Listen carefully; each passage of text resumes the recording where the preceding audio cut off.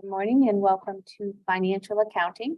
Today is day 21 out of 30 for the fall 2022 semester. As we look at our schedule, then what's upcoming. So today we'll be finishing up chapter 10. And so the chapter 10 exercises should be submitted by the end of the day. As you know, we finished chapter 9 last week and the problem was due this past Tuesday. And so the exam that covers chapters 7, 8, and 9 is open for you now. It needs to be taken at some point between now and Sunday night. Along with that exam is the third part of your annual report project. So just like with the first two, it's not intended that you're doing this during the same 3-hour window that you have for your exam.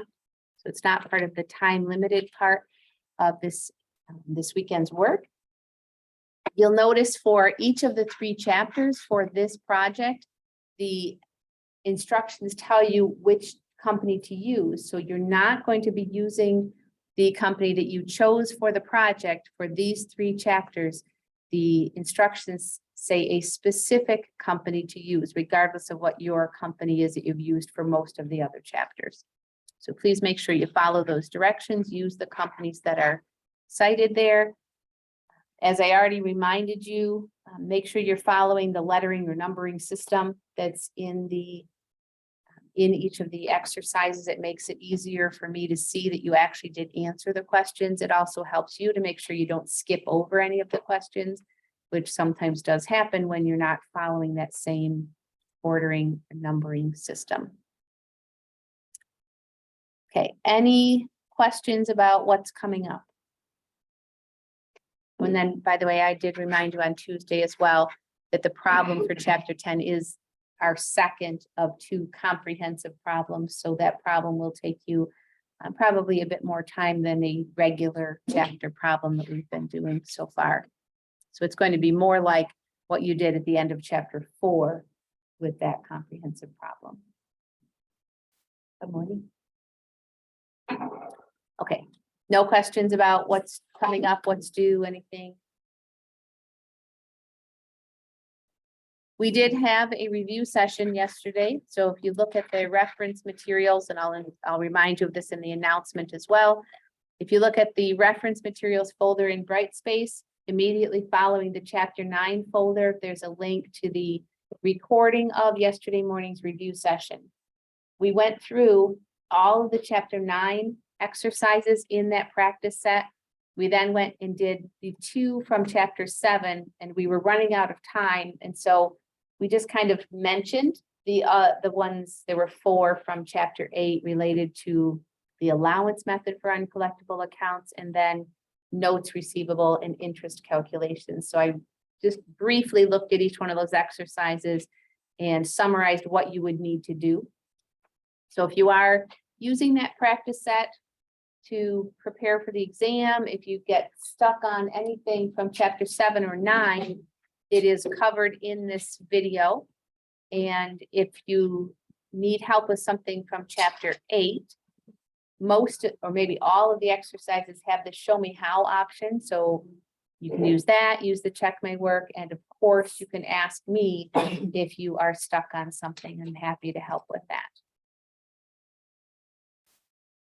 I've been reminding you in the announcement each day, but I'll throw it in now during class as well.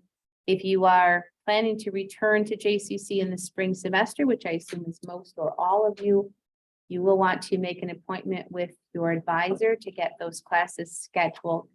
So if you need help, if you don't know who your advisor is, I can point you in the right direction and I can probably help you myself. If you just want to meet with me, we can meet on Zoom, we can meet on campus on Tuesday or Thursday.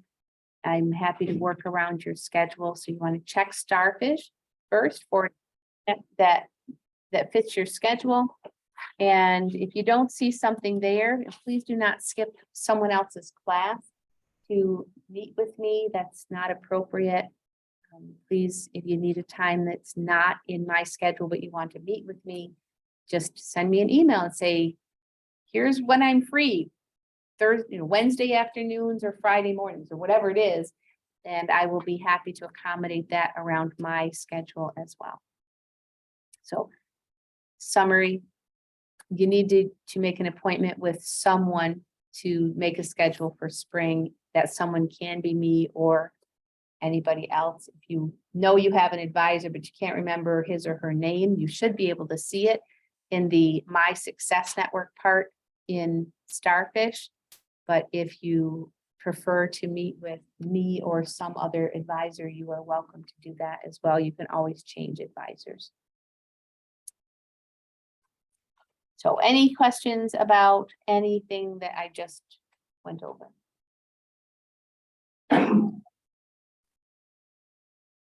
So the exam this weekend is on chapters 7, 8, and 9. So that's cash and internal control, receivables, and long-term assets or fixed assets. Anything you want to talk about from any of those 3 chapters?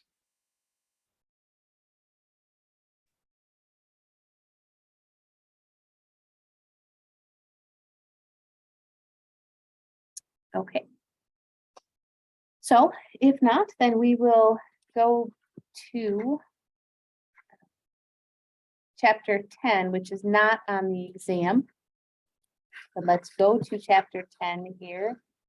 Give me a moment. Yeah. Open. There it is. Okay. And so last class, we started talking about chapter 10, which is really it covers liabilities other than corporate bonds, and that's going to be our focus in chapter 11. If you've looked at if you do look at the syllabus, what you'll notice is chapter 10 and 11 are grouped together. Those are the only 2 chapters on your next exam. And so that next exam comes up very quickly because today we will have finished chapter 10, cover chapter 11 next week. And so you'll have your exam on chapters 10 and 11 before the Thanksgiving recess. So you'll be able to get that out of the way. So chapter 10 and 11 really covers the entire liability section of the balance sheet. The chapter we're working on right now covers everything but corporate bonds, and corporate bonds are covered in chapter 11. So that's, as we'll talk about next week, corporate bonds are the main way that organizations, corporations, publicly traded companies have access to borrowing money. It's the most common way of borrowing money. I showed you on Tuesday I can't remember what company, maybe it was McDonald's or something, Pepsi, maybe it was Pepsi. I showed you how in the notes to their financial statements, they disclose all that information about what liabilities, those bonds or notes they have outstanding, the interest rates when they're due, and so on. So the other things that we talked about on Tuesday, we looked at exercises related to notes payable. So looking at the other side of notes receivable. We talked about what it means to be a discounted note payable. Looking at Pepsi, we talked about the current portion of long-term debt. And then the balance of the class we spent talking about payroll tax and how that works and the various types of payroll tax that businesses are paying. So I wanted to start today's new material with the slide that you see right now, which really summarizes the taxes that are paid by the employee and the taxes that are paid by the employer. So we talked about Social Security tax and Medicare as having the employee and the employer side, that most people may not even be aware of, that the employer is matching whatever you pay in. If you are a self-employed individual, that means you get to pay both sides because you are both the employee and the employer. So a self-employed individual or someone who's working as a contractor is actually paying almost twice as much tax as Social Security and Medicare. I say almost twice as much because you actually get to deduct from your taxable income half of that. So it does save you a little bit in taxes. That's what makes it not quite twice as much. We talked about on Tuesday, federal withholding and how that's calculated. I showed you a W-4. I showed you just one part of the manual withholding tables. And we talked about how, complicated that is for a company that has many, many employees when each one has its own separate withholding. And so that's why many companies will contract out the processing of their payroll to let the experts handle it, to make sure it's done right, to satisfy the employees and also to satisfy the government obligations and reporting. This slide also shows on the employer side two things we haven't talked about yet, but we will see them in our next exercise. Our first exercise for today will be exercise 6 in chapter 10, and that's going to be related to reporting or recording payroll tax. So the other two that we haven't talked about yet are federal and state unemployment compensation tax, also known as FUTA, F-U-T-A, and SUTA, S-U-T-A. So each state has a state part of their unemployment compensation, and then there's the federal that kind of kicks in after the state. So in our exercise, we will be told what percentage to use and how much of the earnings is subject to unemployment. But what you should recognize is it's only the first portion of earnings each year that's subject to that unemployment tax. One moment, please. Here.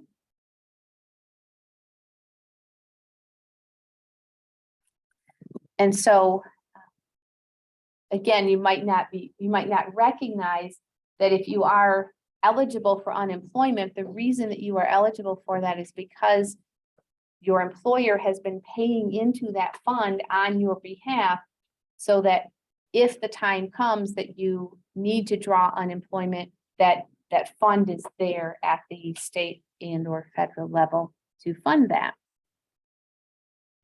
I had another situation. I know I told you the story on Tuesday about my student who didn't realize there was such a thing as income tax. One other quick story, a student who didn't understand about unemployment. So I talked about on Tuesday the idea of working under the table, which sounds really innocuous. It sounds very harmless, and it doesn't really point out the illegal nature of what you're doing when you work under the table or off the books.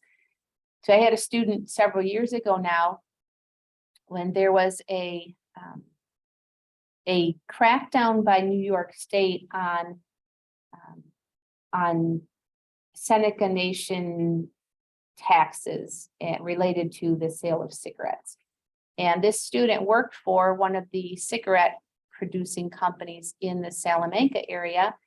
And so when the crackdown happened, she lost her job. And she was talking to me about it in my office. And of course, she was very upset. She'd worked there for a couple of years, and she was, then out of a job and concerned about that. And then she said to me, and I can't even draw unemployment. And I said, wait, what do you mean you can't draw unemployment? You worked there for 2 years and why can't you draw unemployment? Well, it turns out she was working there illegally. She was being paid under the table or off the books.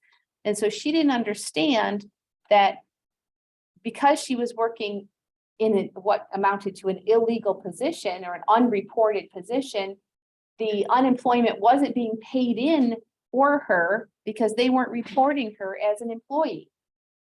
And so she couldn't draw unemployment because unemployment hadn't been paid for her. The flip side of that was she also hadn't been paying any tax herself on any of that unreported income, Social Security, Medicare, federal, state income taxes, none of that had been paid. And so I guess, it didn't help her very much at that time, but she really was further ahead because she'd not paid in all of those required taxes that she didn't understand at age 20 or whatever. She didn't understand the decision that she was making at the time that she made it, that she would work as an unreported or off the books employee the implication that had down the road. So any questions about what we've talked about up to this point in chapter 10 related to notes payable or discounted notes payable or the payroll tax or payroll calculations that we did at the very end of class on Tuesday? Everybody okay so far?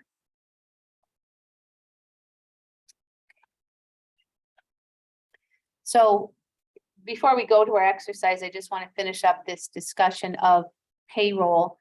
And I'm not going to read everything to you here. I just want to point out that many companies prefer at this point to do direct deposit or EFT payments.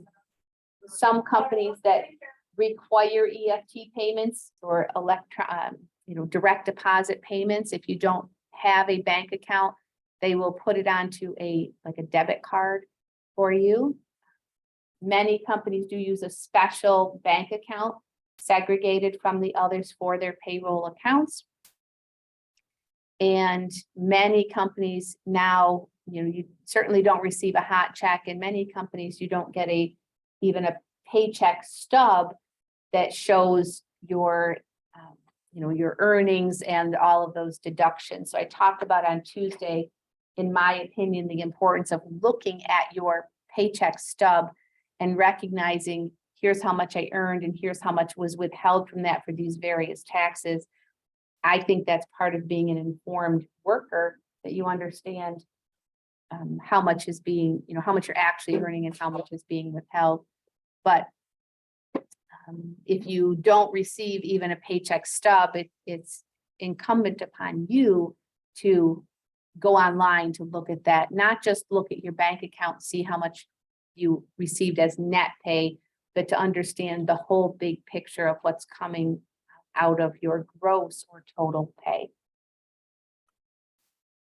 We talked about in chapter 7, the need for internal controls and documentation of these internal controls.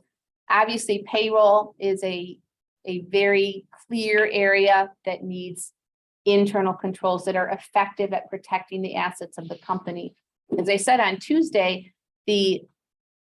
for most companies, the single largest expense they have is for payroll.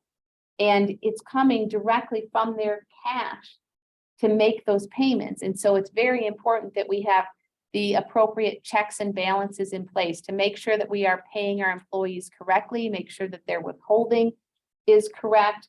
And not only that we are withholding from their paycheck their tax obligations, but also that we are remitting those to the state or federal, whoever the taxing authority is, in a timely fashion.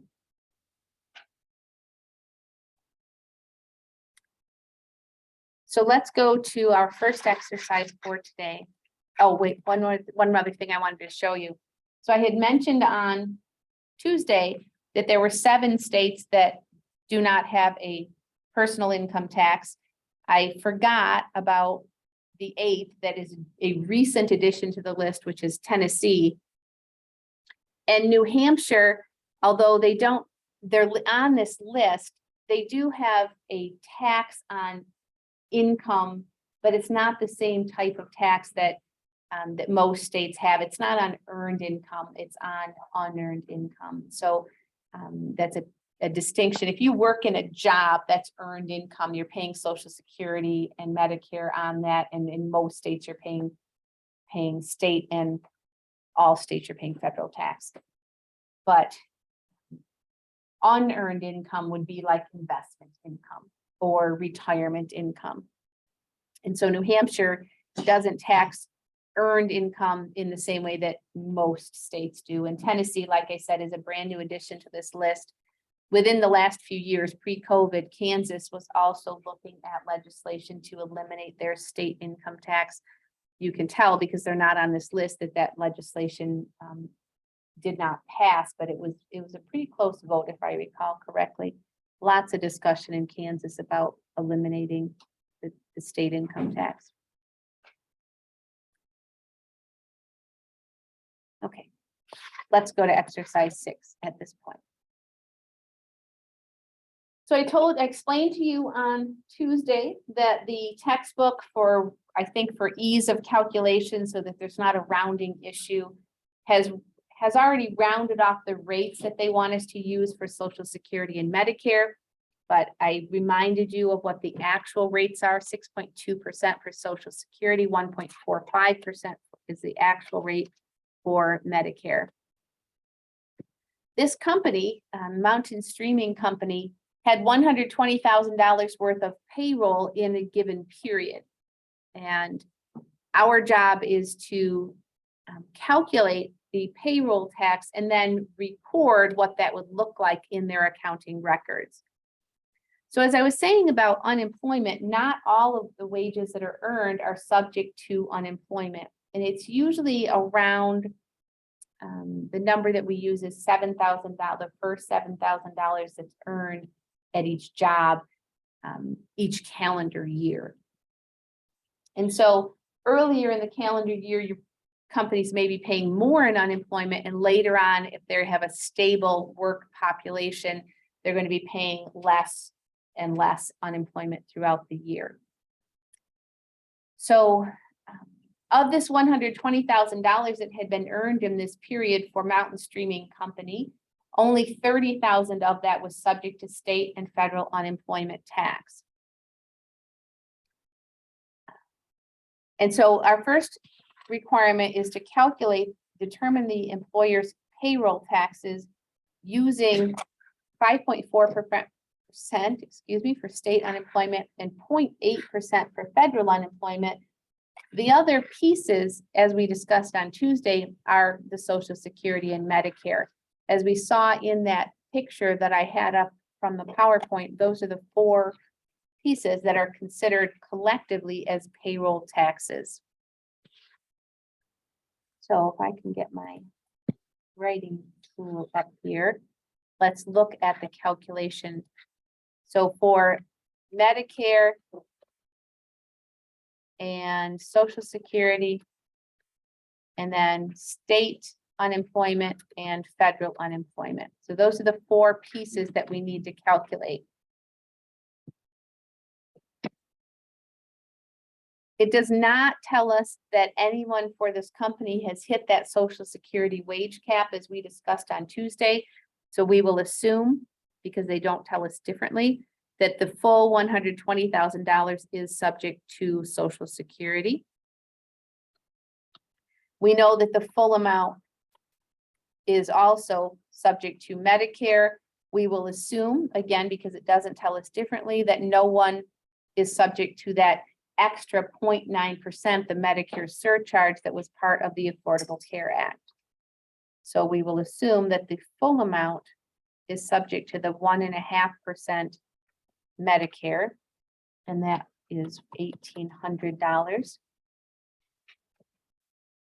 For the state unemployment, we are told that only $30,000 is subject to unemployment tax, and that would be because the rest of that income exceeded the threshold for the year.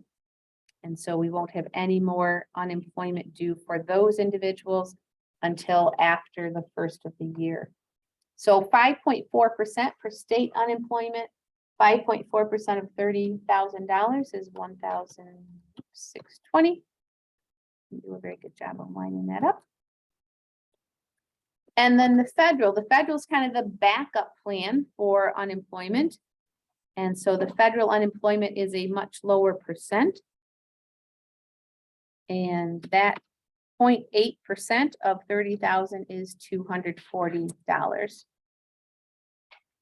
So we just need to add all of those pieces together to find out the total payroll tax.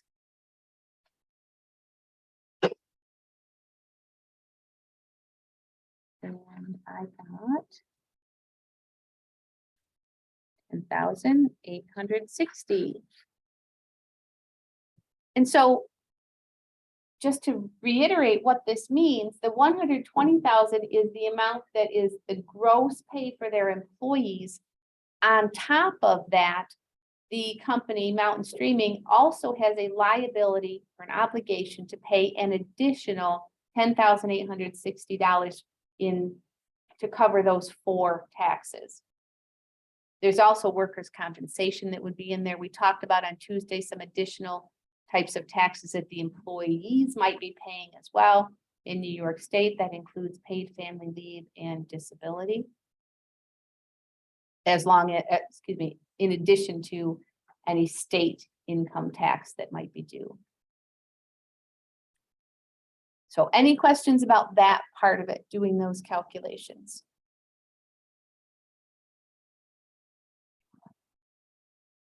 Okay, so how do we record this?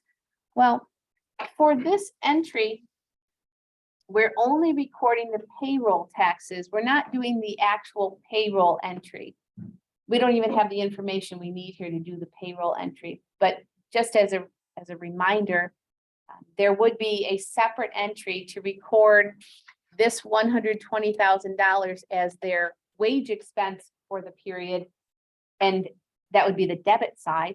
The credit side would include a credit for the Medicare, the Social Security, the federal income tax, the state income tax, and any other taxes like paid family leave and so on that might be coming out of the paychecks.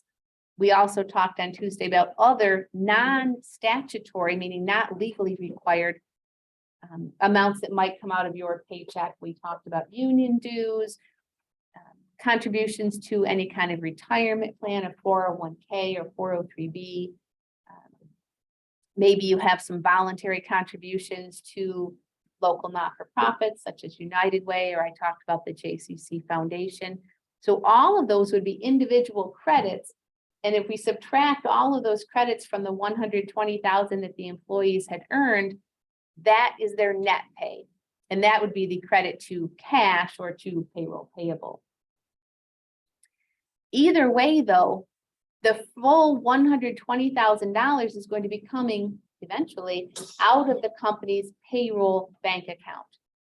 So even though the employees don't receive the full $120,000 because of all those withholdings, the full $120,000 does get paid out by the company. Oh, I didn't mention the benefits like health insurance or life insurance or accidental death and dismemberment or any of those other kinds of things that the employees might be contributing to. So that is a whole separate entry. What we are doing in this exercise is just the payroll tax part, which is what the company is going to pay on top of the $120,000 that their employees earned. So the amount that they're going to be spending is, and actually I don't want to put that in there. Hang on. The amount that they're going to be spending in total is $10,860. We just calculated that for Part A. But this asks us to record the accrual of these payroll taxes. So I didn't mean to put cash in there because they're accruing these at the end of the period. They don't pay them yet. They pay them whenever the tax deposit is due, which might be, say, the 15th of the next month. So we're going to report in total the expense for those payroll taxes as we calculated in Part A. But the cash isn't going out the door yet. We will make the tax deposits when it's required, which again might be the 15th of the next month. But each one of these needs to be reported as something that the company now owes. So what do they owe? They owe Social Security tax of $7,200. They owe Medicare of $1,800. They owe state unemployment and federal unemployment. You'll notice each one of these is labeled as a payable. We know that word starting in Chapter 1. A payable is a liability. The company is reporting the expense on their income statement, and at the same time, they're reporting on their balance sheet, we owe these amounts. We owe a total of $10,860 to the federal and state tax authorities.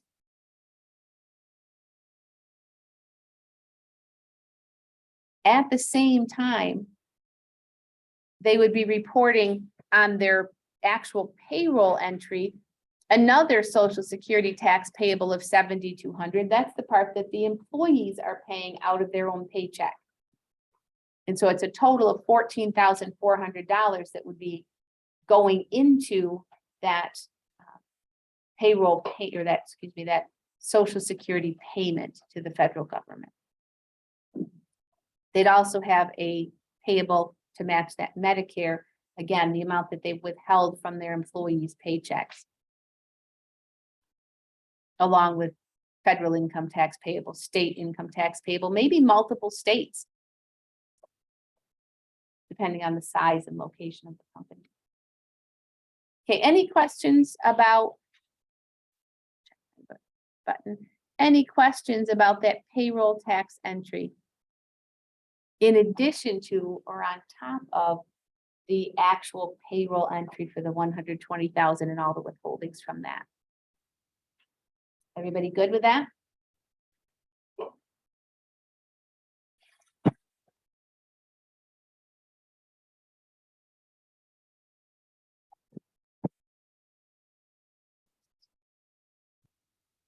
So let's move ahead.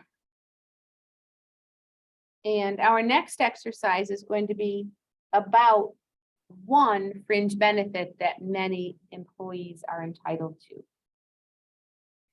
And so when we talk about fringe benefits, we're talking about anything that the company is extending that to the employees that is on top of their salary or wages that they're already being paid. And so you can see some examples up there: vacation pay, medical, retirement benefits. New York State now has a law that requires that all employees are earning paid time off for sick leave, so paid medical leave.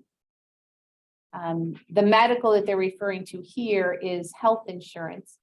There might be other insurances that I've already mentioned, things like accidental death and dismemberment, a long-term disability that's not uncommon, some kind of a life insurance might be extended to the employees, dental, vision, all those different types of benefits that you might be eligible for. So thinking about that last exercise we did where the company had incurred $120,000 in wage expense, fringe benefit are the costs on top of that. So when we talk about fringe as a percent of total earnings, so think about that $120,000 in that last exercise.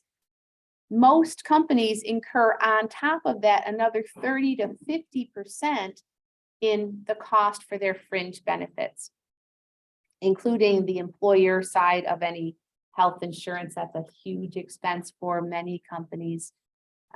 Retirement benefits on top of that.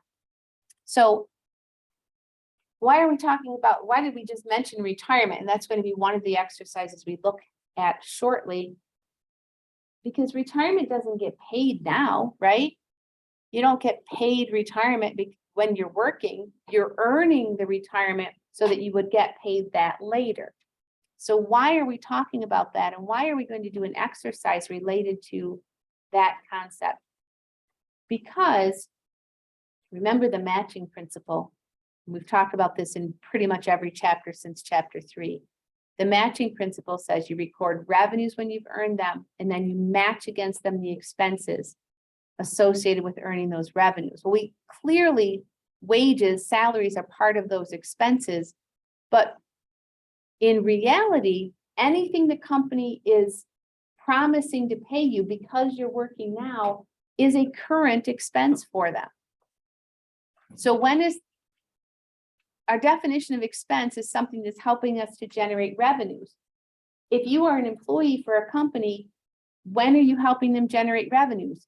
Now while you're working, or 20 years from now when you're retired, or 30 or 40 years or whatever from now, when you're retired and you start actually drawing those retirement benefits. The cost, the expense needs to be reported now while you're actually working for the company. And so we'll come back to that concept of retirement benefits and pension in a exercise very shortly. But our first exercise, our next exercise about fringe benefits is related to vacation. So vacation pay, also known very commonly as PTO or paid time off. Frequently, employees are earning that paid time off because they're working or while they're working, and it's based on their amount of service. So it might be that, just throwing out there an idea, it might be that for every 40 hours you work, you earn 1 hour of vacation, or 2 hours of vacation and 1 hour of sick time, or something like that. Again, New York State has a brand new law that specifies the minimum that companies must record for their employees earning that paid time off or sick leave. I think it actually started in 2021, if I'm not mistaken. So many companies will, at the end of the year, record the adjusting entry to report all of the vacation that has been earned that year. And they set it aside at, just like we talked about with the allowance method. You're not taking money and putting it in a separate account. It's not actually a different bank account to pay for vacation or anything like that. But we need to recognize it. We need to show it on our financial statements that, hey, we have an expense associated with that vacation, and we have a liability to pay it when our employees actually take that vacation. And so that's what we're going to do in our next exercise. Let's go to that.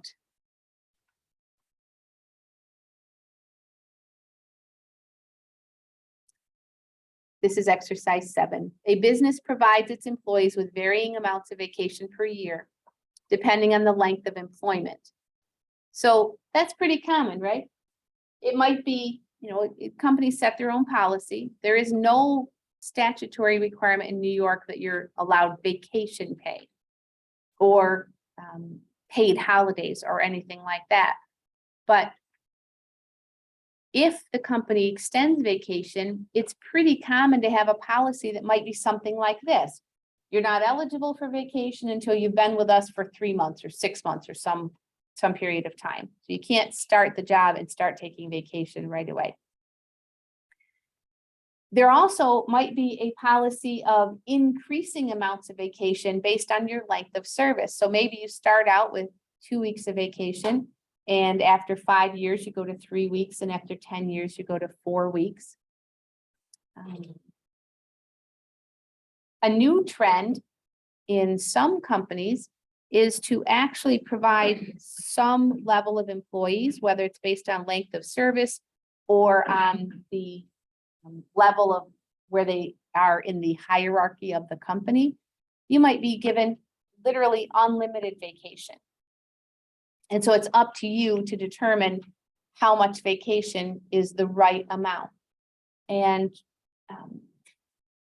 like I said, that's the new trend. I am aware of there's a company in Wellsville, New York that just went to that policy for their upper management. And I haven't heard any reports about how it's working out for them. But I think that, what they're seeing is that some employees, when you tell them it's unlimited, they just don't take any.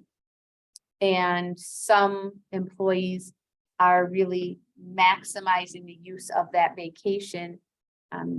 But the understanding is you still have to get your job done. And so that's typically going to be something that's provided to a salaried employee who has a set job that you need to get done, and you work whatever hours you need to get it done. So I thought that was an interesting development. I've heard of it in a couple other companies recently as well, like within the last couple of years. So this business provides varying amounts of vacation per year, depending on the length of service. The estimated amount of the current year's vacation pay is $42,000. So calculating that estimate can be pretty challenging because we have to take into account for each employee how long have they been here? How much vacation are they earning? How much do they get paid on an annual basis, especially if they're salaried? And so what percent or what portion of that is earnings because they're working, and what portion of it are we going to call vacation? So the hard part's really been done for us here, that they're telling us we need to set aside, we've done the calculation, we need to set aside $42,000, not in a separate bank account, but on our financial statements to recognize that cost. And so what we're asked to do here is journalize the adjusting entry on January 31st, which is the end of the first month of the current year. So if it's $42,000 for the year, 42,000 divided by 12 is $3,500. The monthly amount then is $3,500.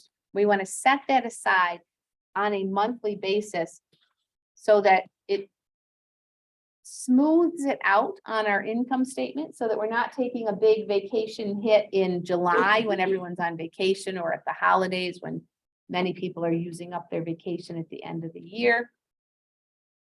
And so we've made the decision, we're going to record this 1 month at a time, same amount every month, because people are working and we're not worrying about when are they actually taking the vacation. We're just going to record it in a what we might think of as a straight line fashion throughout the year.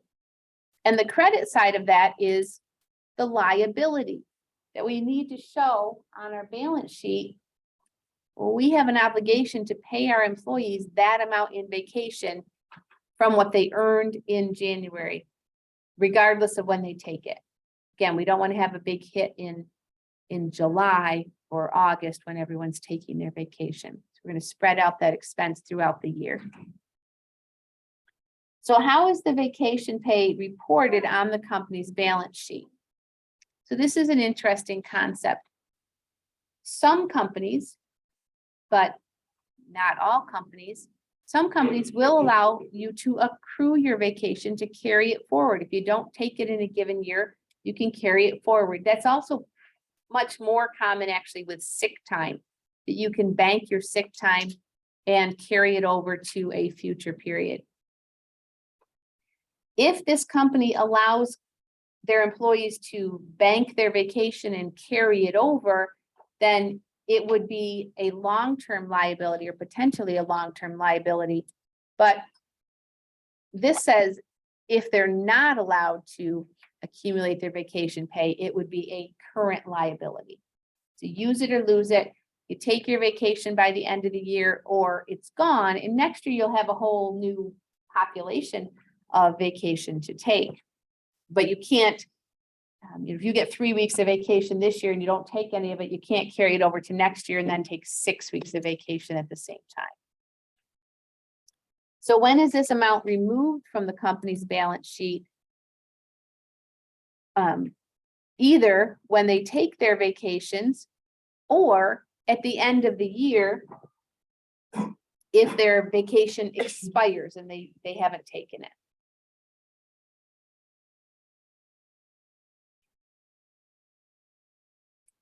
So now what happens when the employees, and this goes a little bit beyond what the exercise asks of us.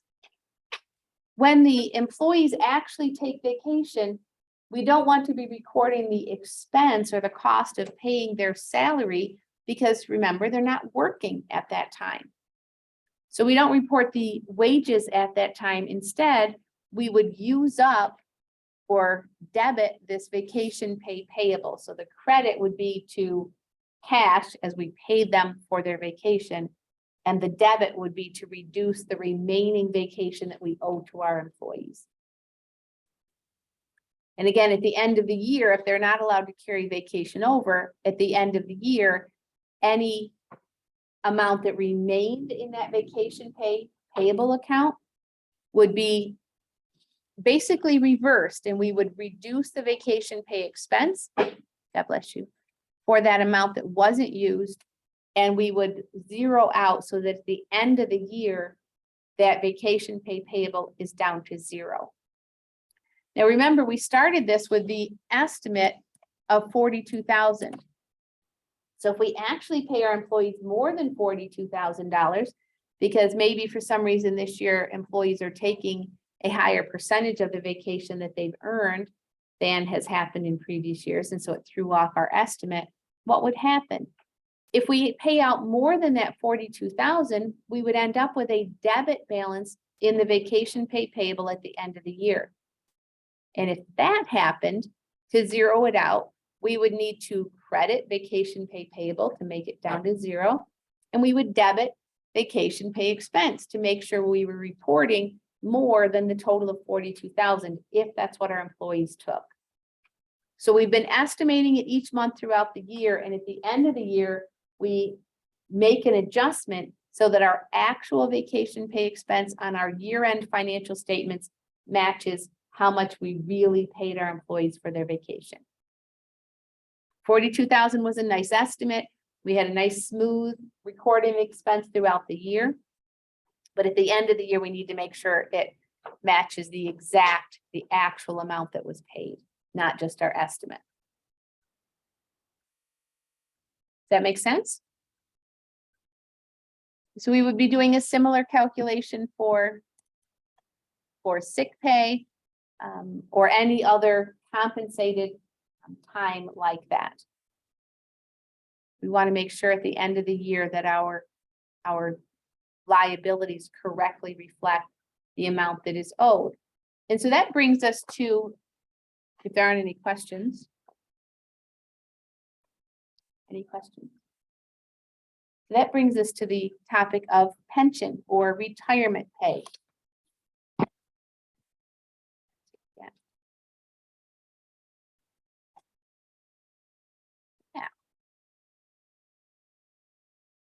And so a pension is an amount that is earned toward retirement. There are two different types, basic types of pension plans. And you can see the terms on the screen right now: defined contribution and defined benefit. Defined benefit is the traditional approach to a pension plan. So that's probably what your grandparents had in their workplace. A defined benefit plan works like this. You are told how much you will receive each period after you retire. Maybe it's a monthly basis or monthly amount from the time that you retire until you pass away or your spouse passes away, if it's a second to die type of plan. Okay, so defined benefit means we tell you this is how much we'll pay you after you retire. Defined contribution flips that concept around, and instead of saying this is how much you'll get at the end, it says this is how much we'll put into a plan for you. So defined contribution is actually much more common today. Most companies, if they had defined benefit plans, most companies are phasing those out. And there's a few reasons for that. One reason they're phasing them out is because the accounting for a defined benefit plan is pretty complicated. And if you think about it, you can imagine why that would be. So let's say you come out of college, you're 21, 22 years old, and you go to work for a company. In your grandparents' or great-grandparents' time, generally the husband would go to work and he might work for that same company for 40 years, right? 45 years and then retire.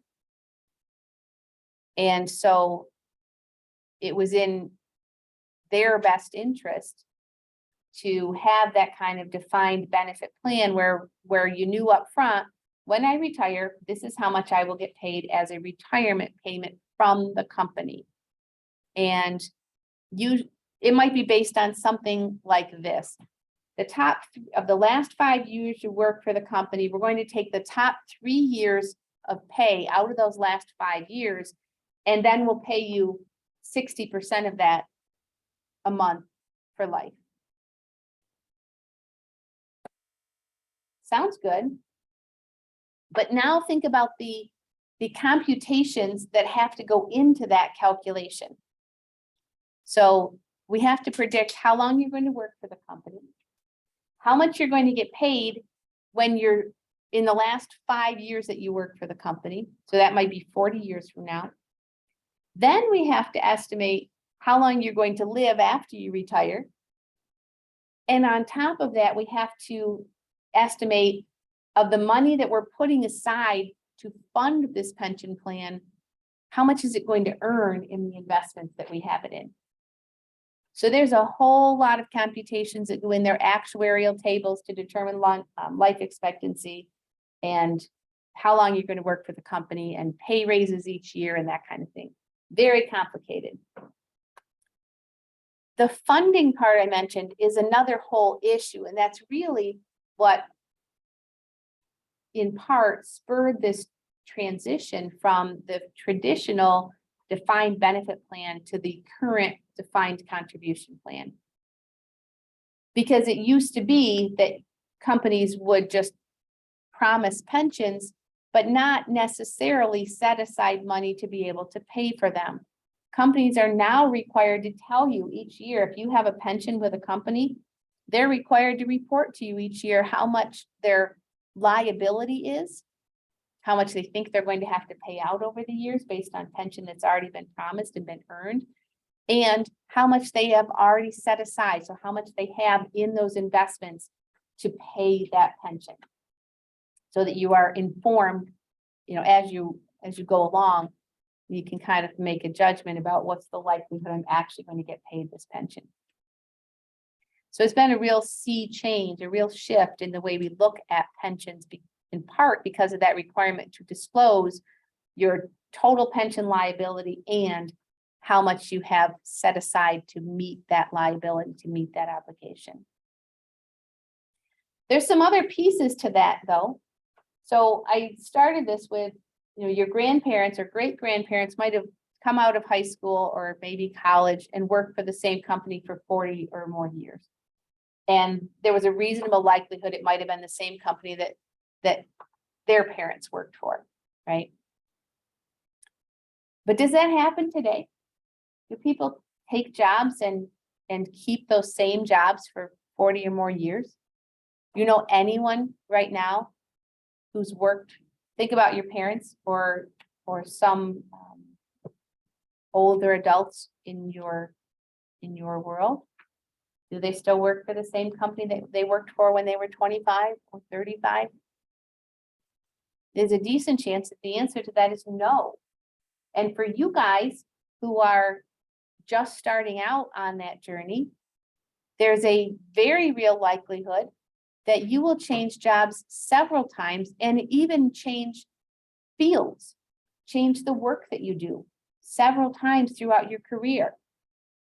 And so the defined benefit plan, the way I described it, where payouts are based on those last years of your earnings, those defined benefit plans are not a great deal for someone who's going to change companies, change jobs, change whole fields. They're not very portable. And at the beginning of your working life, you're not earning a lot toward that pension. So the defined contribution plan actually works very well for today's mobile economy as well.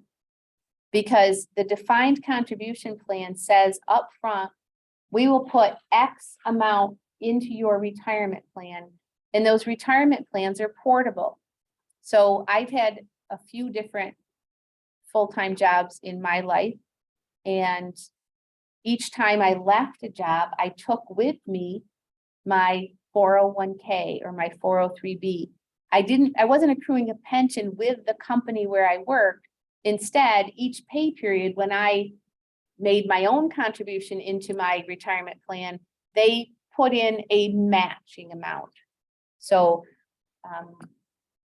probably the first real kind of job I had after college, when I started there, they would match the first 3%. So if you were putting, at that point, you could put, at that time, you could put in up to 15% of your salary into your 401k.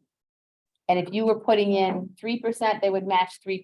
If you put in 6%, they still put in 3%. It was a defined contribution. Here's how much we're going to put into your account for you. And when I left that job to go to a different job, I took that 401k with me. I was able to roll it out of their plan into a plan that I control with my own personal investment advisor. Same thing when I left the next job.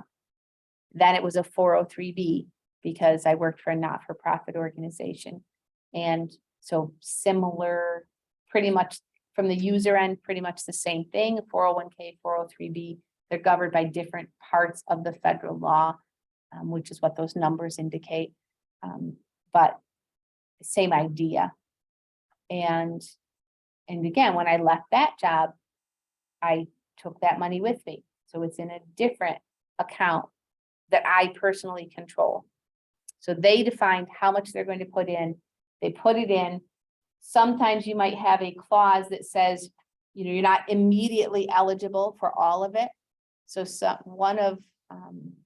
one job there, the first year you were 20% vested and the second year was 40. By the time you'd been there 5 years, you were 100% vested in your employer contributions, and they were yours to take if you or when you left that job.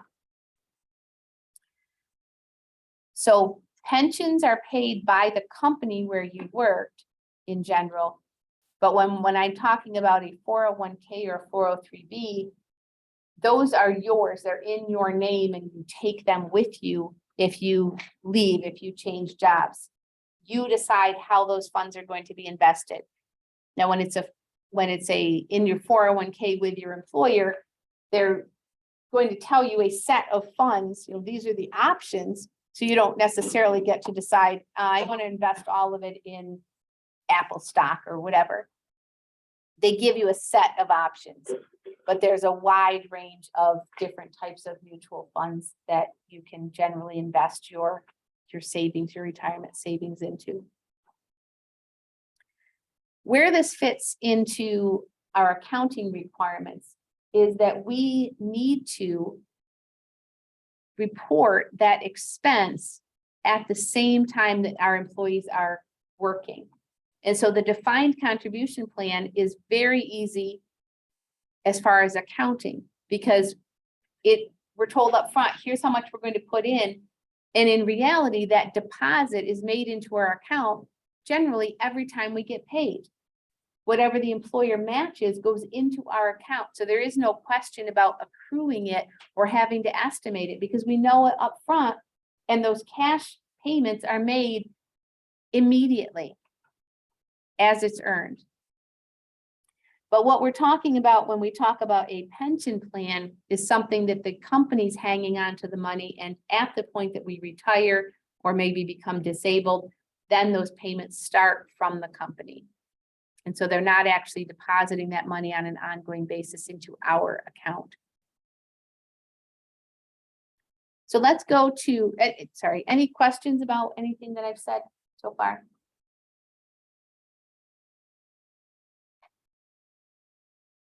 Okay. So let's go on to our next exercise and talk about pension plan entries. Uri Company operates a chain of gift shops. The company maintains a defined contribution pension plan for its employees, and I already said that's really the way things are done almost exclusively today. Some companies might have some employees who are grandfathered in and still eligible for defined benefit plans because they were hired when that was the way things were done. Many companies have really bought out those plans and shifted to a defined contribution type plan altogether. The plan requires quarterly installments to be paid to the funding agent, which is WIMS Funds, by the 15th of the month following the end of each quarter. Assume that the pension cost is $365,000 for the quarter ended December 31st. So they're going to take the $365,000 and pay it into WIMS Funds, that investment, that holding fund, if you will, on the 15th of January. But at the end of December, when we end our quarter, just like we discussed in chapter 3, we need to make sure that we are accurately expressing all of our expenses for that quarter and showing on the balance sheet all of our outstanding liabilities. And so on December 31st, we're going to report that pension expense. And we are going to report that we owe $365,000 into that pension. So right now, you can see by the account title that I chose, it's unfunded. We haven't put that money aside yet. So we're reporting that separately. And now we fast forward to January 15th. And we're asked to journalize the entry to record the accrued pension liability payment. So we're actually going to pay the $365,000 that we now owe. And we're going to cancel out that unfunded pension liability because we just funded it.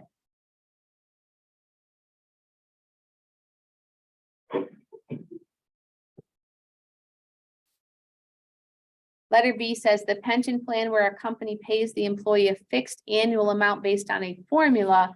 And this is what we described as a defined benefit plan. And I gave you one example of how that might be calculated based on your earnings over the lifetime of your employment, based on, the highest year of your employment, your earnings. Or that example I gave you of the highest 3 out of the last 5 and then paying 60% is a formula that was used by a local school district to determine the pension for their teachers and administrators.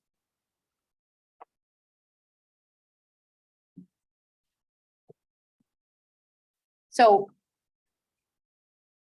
any questions about that? Any questions about the concept of pension or the unfunded liability? Okay.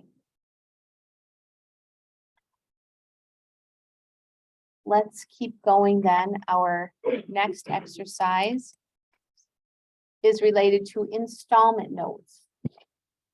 Let me.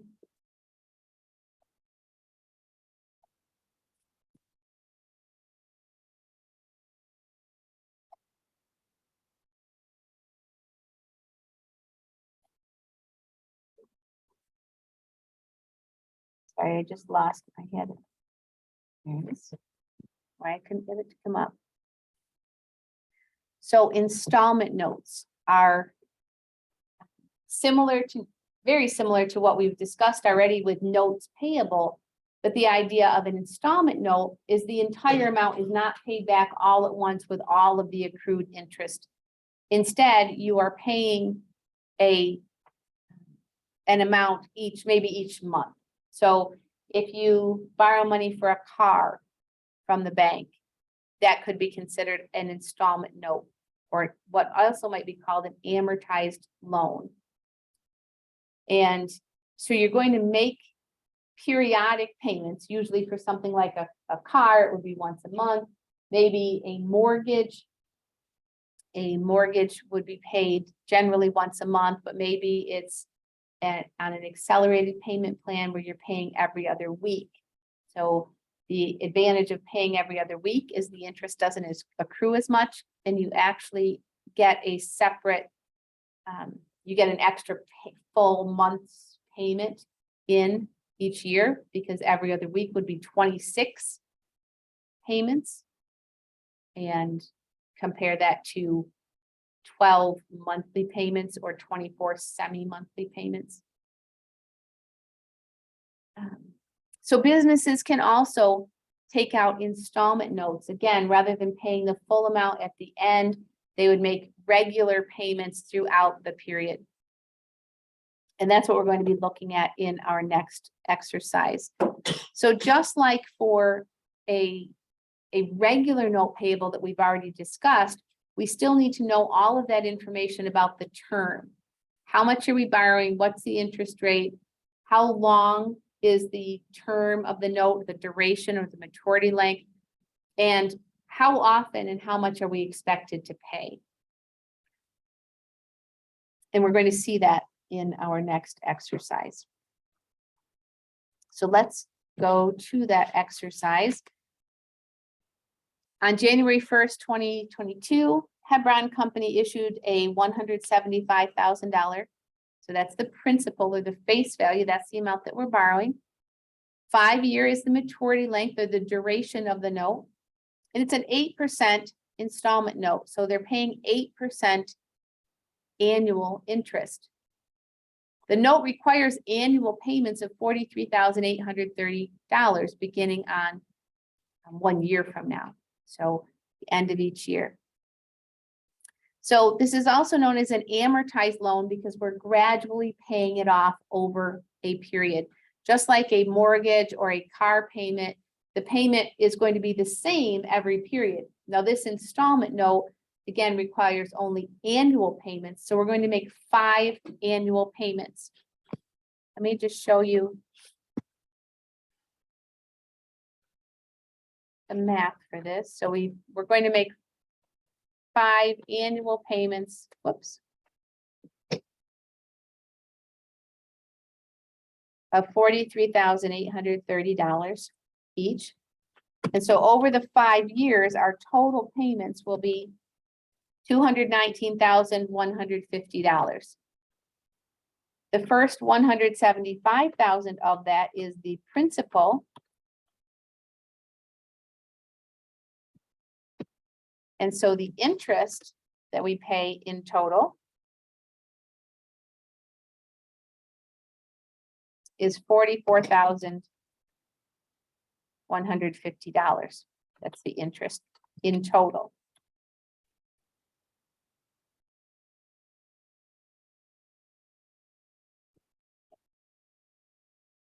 So $44,000 of interest in total. Now you'll notice at the end of the first year, I'm just skipping ahead here to point this out to you. At the end of the first year, it says the interest is $14,000. And at the end of the second year, actually that's year 4. Year 4, the interest is only $62.53. So that $44,150 we're going to end up paying in interest in total over the 5 years is front loaded. We record more interest up front and less the closer we get to the end of the life of this loan, of this note. Why is that? Well, because at the beginning we owe $175,000. But each year we're paying off a part of that. And so the next year, the interest that has accrued, the interest that we owe is a little bit less each year because we owe less. And so the interest on what we owe is less. We use a simple interest calculation to calculate that. Now in this exercise, they're telling us what the interest is. But we could easily use that simple interest formula, I equals PRT, to find that number on our own. So the formula, if they had not given us that number, the formula would be the interest is the principal. The first year, our principal is the full amount. We haven't made any payments yet. The interest is 8%, and that's for 1 year. So times 1, I'm going to leave that out because it's identity property for multiplication. So 8% of $175,000 is $14,000. We could have easily calculated that on our own with what we know. It would not be as easy to calculate the interest for year 5 because we would have to calculate, or year 4, excuse me, because we'd have to calculate the interest for year 2, year 3, so that we know how much we still owe. Let's see what that looks like though. We're asked to journalize 2 entries. There obviously would be an entry, actually we're journalizing 3 entries. There obviously would be more entries than this, but we're recording the issuance of the note, then the first interest payment, and then the 4th payment. First thing we're asked to record then is the issuance of the note for cash at its face value. So we borrowed $175,000. We now owe at the time that we borrow, we owe $175,000. And we're recording that as a note payable. But again, this is an installment note that we're going to pay off in pieces over time. And so now we have that note for one full year. We have that $175,000. We're using it for whatever purpose we borrowed it. And at the end of the year, we need to make our first payment. So we know, we're told that the payment is $43,830. That's what we agreed to pay every year. So every year, when we make the payment, and I can show you this down here in our next payment, every year when we make the payment, we're going to pay $43,830. We're going to do that at the end of year 1, 2, 3, 4, and 5. And when we make the fifth and final payment, our note payable will be fully repaid, along with the $44,150 in interest over those 5 years.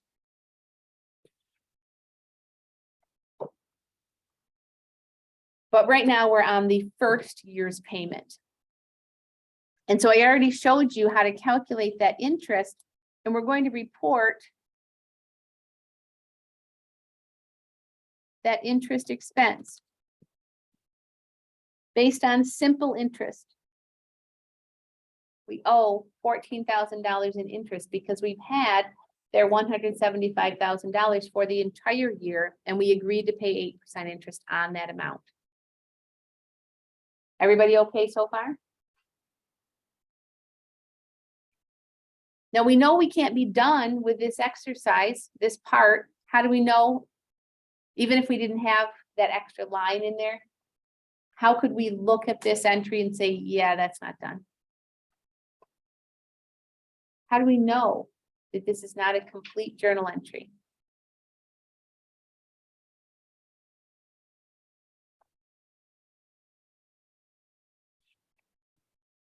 Oops, didn't make it quite that good. How do we how do we know that this is not a complete journal entry?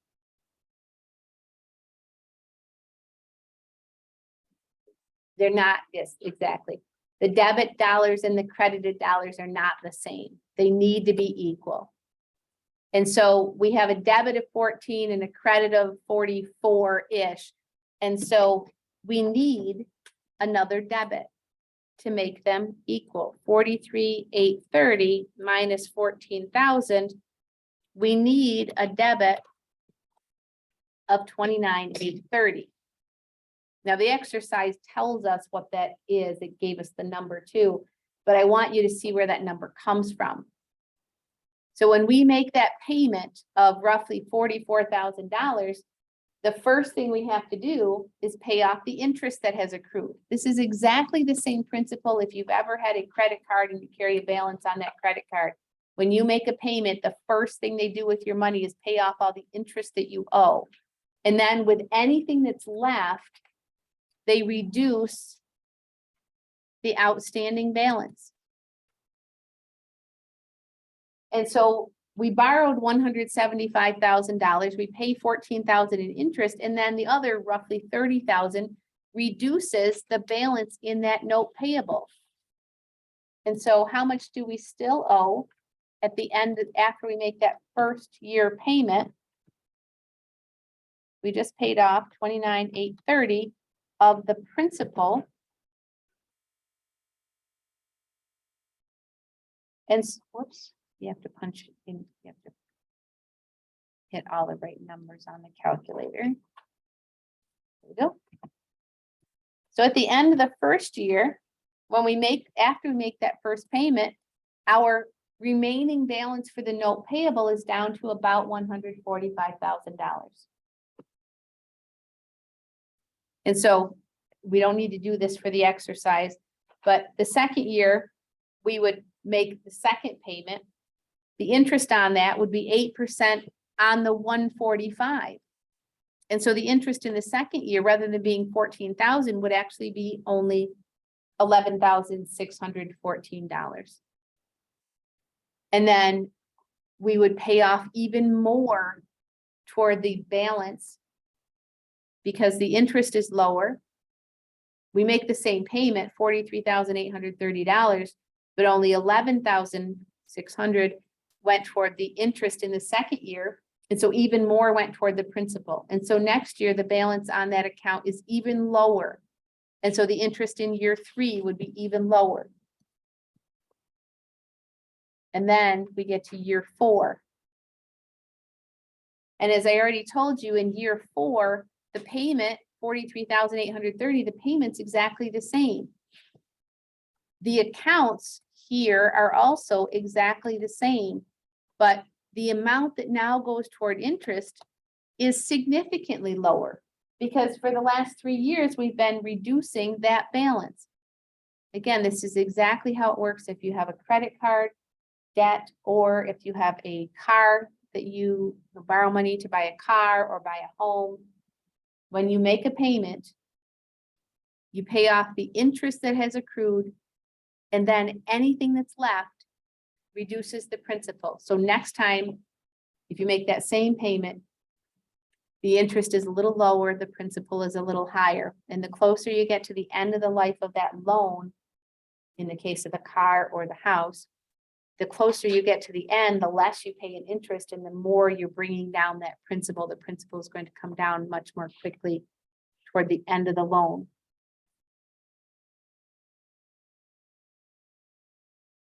And so this is year 4. And $6,200 went toward the interest. And so again, you'll notice that the payment toward the principal, the amount we need to make this entry balance, is significantly higher.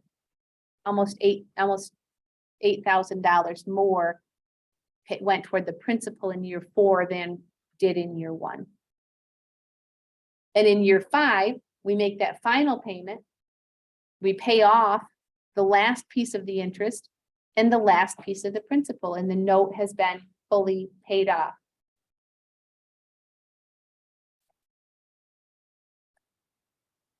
So again, this is sometimes called an amortized loan or an installment note.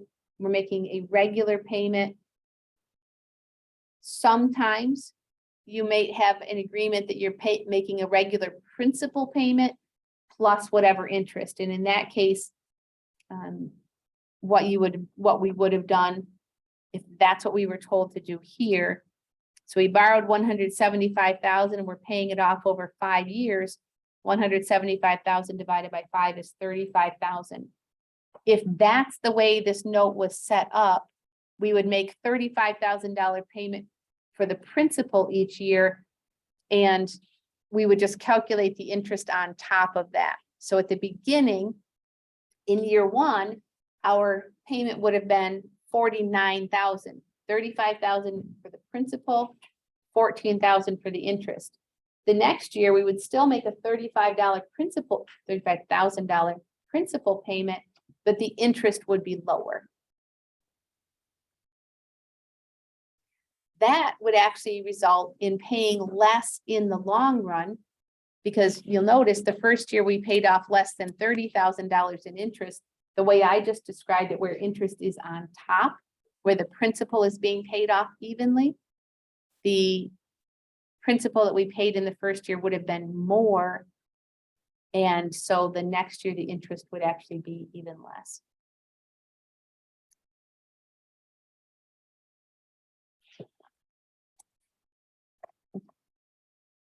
So that's the concept of an installment note. Again, really the same as a regular note, except it's paid off in stages. This was an annual, but certainly a monthly payment or quarterly payment, you would do the same type of calculations.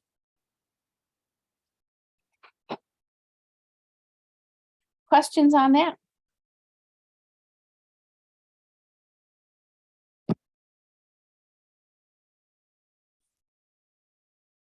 Okay. So I talked to you on Tuesday about the idea of a contingent liability. And I asked you to make sure that you read about that in your textbook. I'm not going to spend a lot of time on this, except to point out that contingent liability, as I said on Tuesday, means it's dependent on something else. And so how this contingent liability shows up in our financial statements depends on how likely we think it is to happen. So I gave you the example of maybe we're being sued, we're the subject of a lawsuit, and so we have to estimate how likely it is we're going to lose that lawsuit.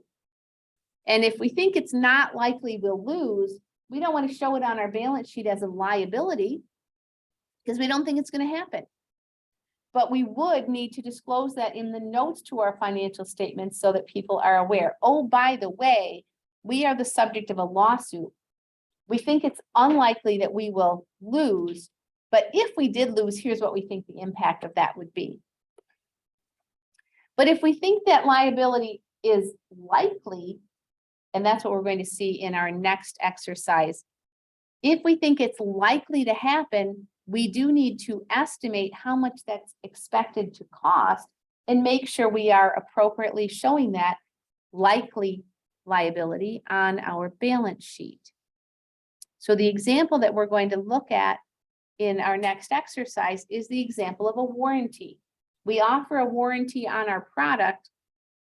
It's likely that someone, hopefully not all of our customers, but it's likely that some of our customers are going to present us with some cost as they ask for a replacement or a repair on their product that we sold them under warranty.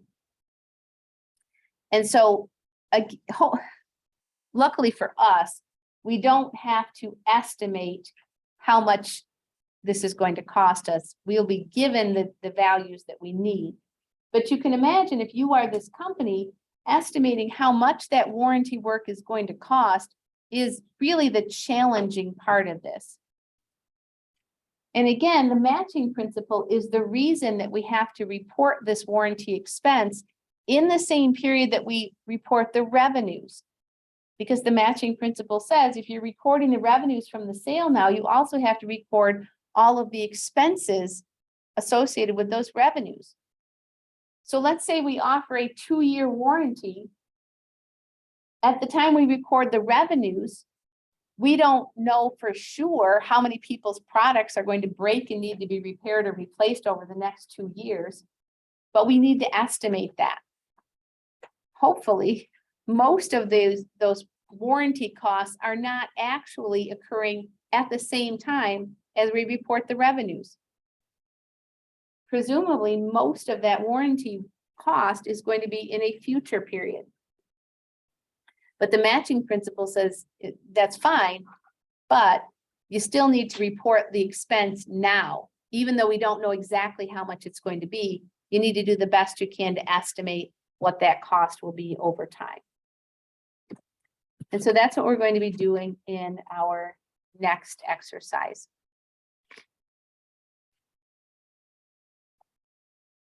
Foster's Manufacturing Company warrants its products for 1 year. The estimated product warranty is 2% of sales. Again, that for us is the hard part, knowing how much is the right amount. Where would they get this 2%? Where does that come from? Again, it's an estimate, but probably they're going to look at, well, how much did we have to replace last year? We've been selling this product for a while. How often does it break? How often do we have to repair it or replace it? So it's going to be based on our experience. Assume that sales were $1,800,000 for January. On February 7th, the customer received warranty repairs requiring $375 in parts and $140 in labor. The first thing we're asked to do in Part A is journalize the adjusting entry required at January 31st, the end of the first month of the current fiscal year, to record the accrued product warranty. So our sales in January were 1.8 million. And we believe that we're going to incur an additional expense equal to 2% of that amount for future warranty related work. 2% of 1.8 million is $36,000. And so we report the revenues of 1.8 million in January, and the matching principle requires that we match against those revenues the estimated future expense associated with those sales. $36,000 in expense will show up on our income statement for January to reduce our income based on what we think we're going to have to spend in the future. It's an estimate, but we do the best we can. Everybody good so far? That makes sense? We need to report the estimate of the expense in the same period as we report the revenues. What do we do with the credit side of that? Well, on our balance sheet, we want to show that we have an estimated future liability to pay for those warranty repairs for the sales we made in January. So we report the expense on our income statement and the liability to pay for them on the balance sheet. This is a 1-year warranty, so that product warranty liability would be a current liability. Once the year passes, we don't have an obligation to repair or replace any of those products. The second part then, Part B, asks us to journalize the entry to record the warranty work that we provided in February. So this is just one customer who in the month of February had some warranty work done. Do we know when we sold the product to this customer? All we know is it's sometime in the last year, right? Because that's how long the warranty is good. So we don't know. It could have been last March. It could have been in January. We don't know. But remember, because of the matching principle, at the time we sold that product, whenever it was, last March or just last month, at the time, we had already estimated the cost that would be associated with that warranty work at some point in the future. We didn't know that this particular customer, that his product was going to break and need to be repaired. We don't know which product is going to break, but we estimated that 2% of them would break. And now we're actually fixing one. We don't need to report, and we shouldn't report expense now for this warranty work, because we already estimated at the time that sale took place, whenever it was, we already estimated the likelihood of that product being replaced, repaired, and we already recorded the expense. So no expense is going to be recorded now. Instead, at the time that we make the repair, we are simply going to debit that product warranty payable. We already put some value in there so that when we did warranty work, we have a place to record that. So $375 in parts and $140 in labor. That's a total of $515 worth of cost that we just incurred. And that's going to reduce the amount we still think we need to pay for other people's warranty work. And the debit side, sorry, the credit side of that, it was $375 in parts. So I don't know what we're calling that. Based on the options that we have here, I'm going to call it supplies. But it might be inventory, depending on how we have those parts recorded in our records. So we're going to show that we used up those parts. And the $140 remaining was for labor. So I'm just going to call that wages payable. We had to pay our workers to do that, to perform that service for us. It's the total that of the two amounts they gave us right here. $375 in parts and $140 for labor.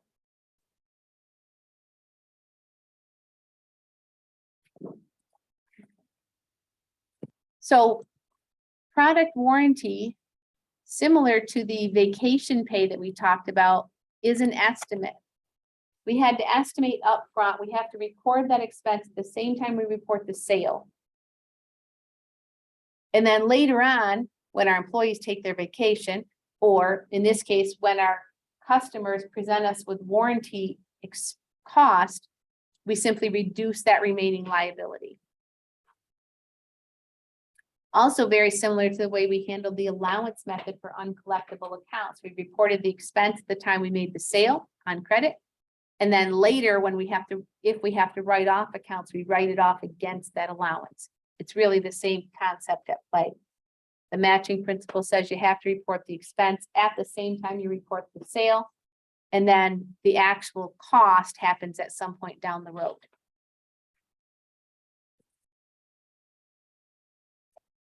With the last about 7 minutes of class, we have just one exercise left. We're going to go back up to exercise number 1.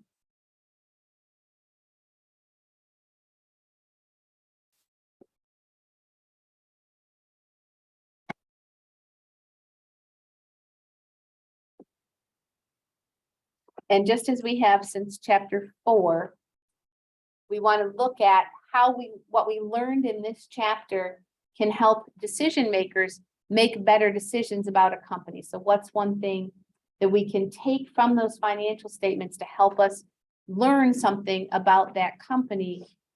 And in this case, you can see at the top of the slide, this is a short-term liquidity analysis. So in chapter 4, we introduced the two ratios, or the two calculations, excuse me, that you see at the bottom of the screen. Working capital, current assets minus current liabilities, and current ratio is the ratio of those two accounts, those two totals. As I suggested on Tuesday, what we're going to be doing in this exercise is narrowing that down even a little bit more. It's called short-term liquidity analysis, because instead of looking at all of our current assets, we're going to look at a subset of those current assets to calculate the quick ratio. That's what's new in our final exercise. And so you can see the formula there for quick ratio is quick assets divided by current liabilities. The quick assets are a subset of the current assets, and they're what I think of as the financial assets. The assets that we have available immediately to use to pay our bills. And so the parts of current assets that we're not including are inventory, right? We can't use our inventory to pay our bills. We have to do something with it first. We have to sell it and then collect from our customers.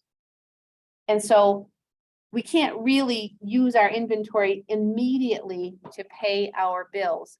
It's not part of that, as you see in the slide, instant debt paying ability.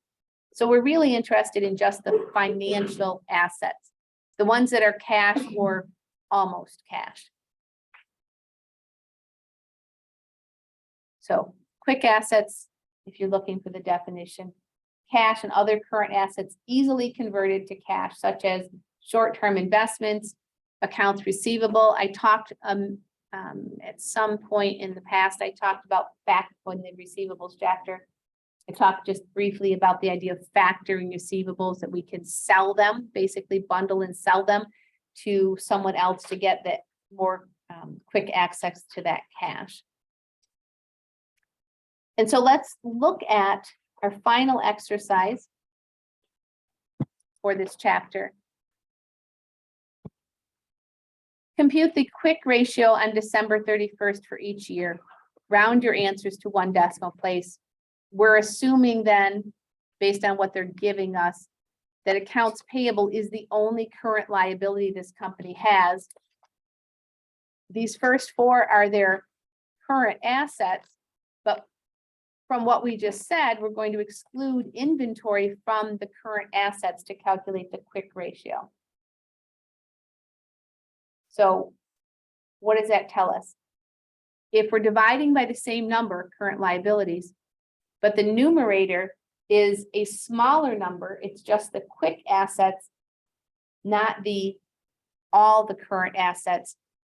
The quick ratio is going to be a smaller number than the current ratio. So let's do the calculation for 2014. The numerator, the quick assets, or what I call the financial assets, 1,000 plus 1,200 plus 800. We have $3,000 worth of quick assets divided by the accounts payable of 1,875. We have a quick ratio of 1.6.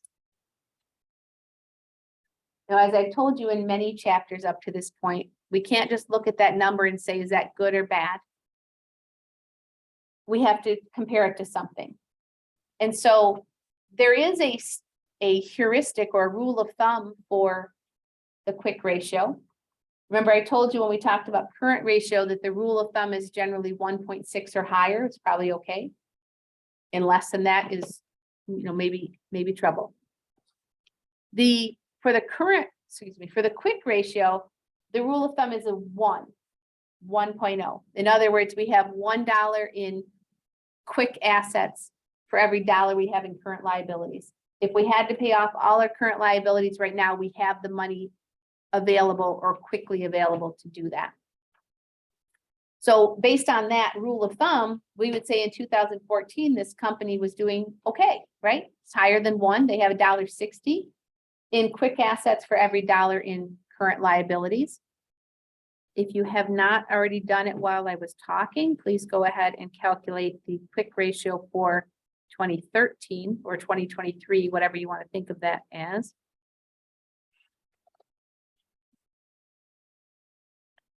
And so for quick assets, I got 3450 divided by 2300 in accounts payable. Is the quick ratio improving or declining? Did they get better or worse? Is the higher number in 14 better than the lower number in 13? What do you think? Is a higher number better here? Yes, Cody's nodding his head, yes. So a higher quick ratio is better. Same caveat, the same warning that I talked about with the current ratio, there's such a thing as too high. There's such a thing as sitting on too much cash and not reinvesting it to continue to invest in the company. But these numbers are definitely within that boundary. And so we'd say the company's better. They were probably still fine in 2013 with a quick ratio of 1.5 if our rule of thumb is 1.0. The other thing is we've talked about many times, we want to compare is not how we're doing compared to ourselves from last year, but how are we doing compared to other companies in our industry? And I have no idea what your company does. So I don't know how this would compare. But if we knew what industry they were operating in, we'd want to look at how does that company or how does the industry look overall? Are they safer or more risky than other companies that are similar? Okay, and so as we run out of time, that is the end of chapter 10. So remember, exam 3 this weekend on chapter 7, 8, and 9. Let me pause the recording here.